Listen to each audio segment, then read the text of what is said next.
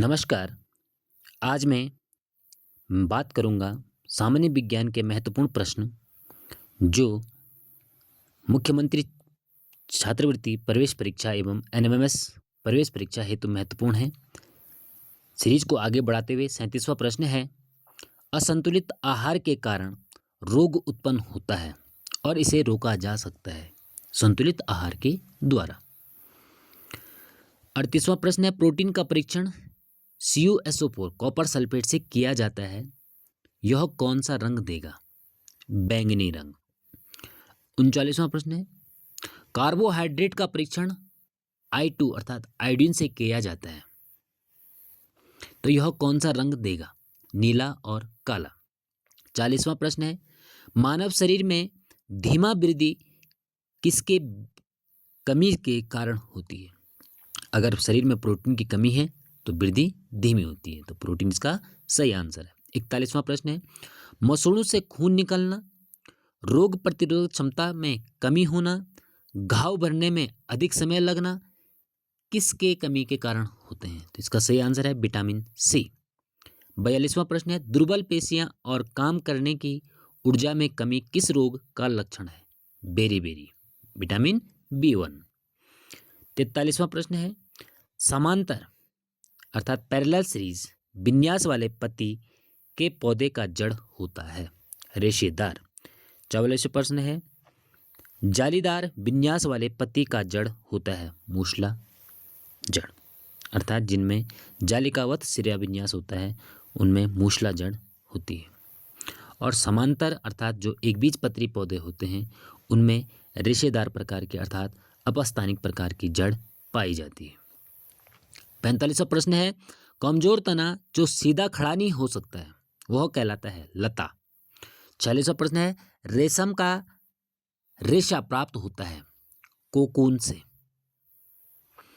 47वां प्रश्न है, प्राकृतिक अम्ल क्षार सूचक है हल्दी, लाल गोभी का पत्ता, परदुनिया का पत्ता, गुलहर का फूल और लिटमस आदि ये प्राकृतिक क्षार सूचक हैं, अम्ल क्षार सूचक होते हैं। वह ताप जिस पर कोई पदार्थ जलना प्रारंभ कर देता है वह कहलाता है ज्वलन ताप। 49वां प्रश्न है, कृत्रिम अम्ल क्षार सूचक है, जो कृत्रिम है जिनको मनुष्य के द्वारा बनाया गया है या जिन्हें बनाया जाता है, मिथाइल ऑरेंज, फेनोप्थलीन कृत्रिम अम्ल क्षार सूचक होते हैं। 50वां प्रश्न है, प्रति ग्राम ईंधन के दहन से जो ऊष्मा प्राप्त होती है उसे कहते हैं ऊष्मीयमान। अगला प्रश्न है, मिट्टी की क्षारीयता को कम करने के लिए उसमें मिलाया जाता है कार्बनिक अम्ल को। अगला प्रश्न है, लिटमस पत्र प्राप्त किया जाता है काय अर्थात लाइकेन से। अगला है, गैल्वेनाइजेशन से किसे बचाया जाता है? लोहे को, क्योंकि लोहे पर जिंक की परत चढ़ाना ही गैल्वेनाइजेशन कहलाता है। 54वां प्रश्न है, भौतिक एवं रासायनिक परिवर्तन होता है।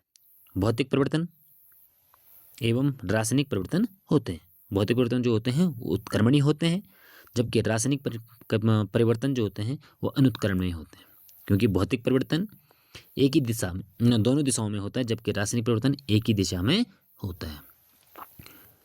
अगला प्रश्न है, अवस्था ठोस द्रव गैस में परिवर्तन कौन सी अभिक्रिया का उदाहरण है?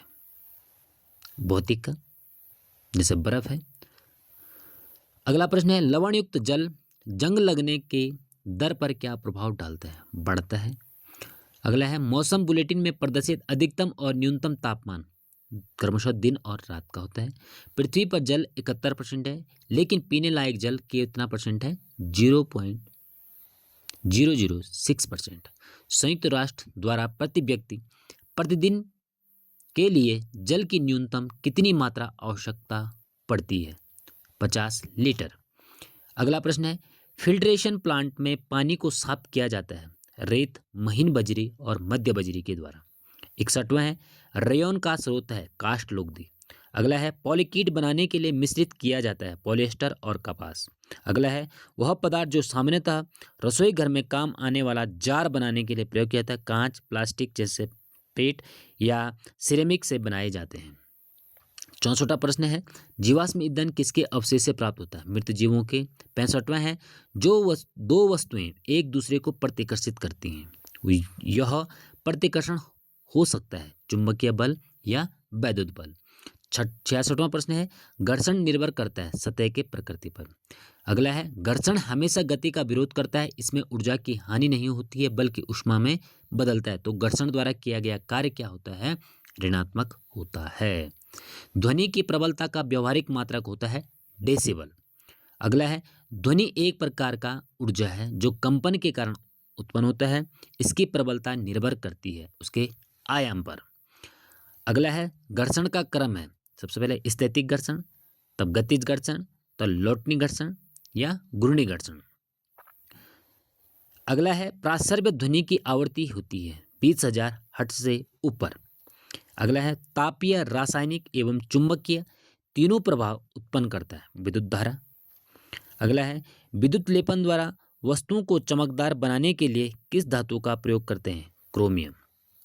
74वां प्रश्न है, विद्युतदर्शी एक उपकरण है जिससे पता लगाया जाता है चार्ज का अर्थात आवेश का। ग्रीन हाउस गैसेस हैं CO2, N2O, CH, CFC, CH मतलब CH4, methane, carbon dioxide, nitrogen dioxide, chlorofluorocarbon, जलवाष्प और ओजोन।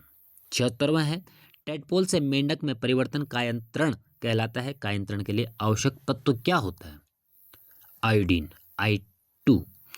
अगला है, ताजमहल, आगरा के ताजमहल को अधिकतम प्रदूषित करने वाला प्रदूषण है वायु प्रदूषण।